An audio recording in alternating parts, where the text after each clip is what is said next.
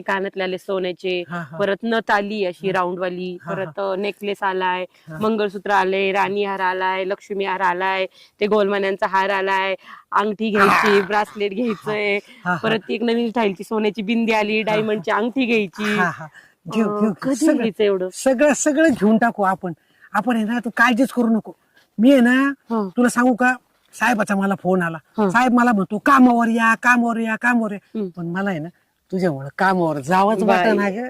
आणि मग मी त्याला हं. म्हटलं मला आहे ना कामावर यायचं नाही, मी राजीनामा देतो. साहेबाची लय तंतरली. मग साहेब म्हटलं नको नको नको नको राजीनामा नको देऊ, राजीनामा नको देऊ, अडतं ना माझ्यामुळे. हा.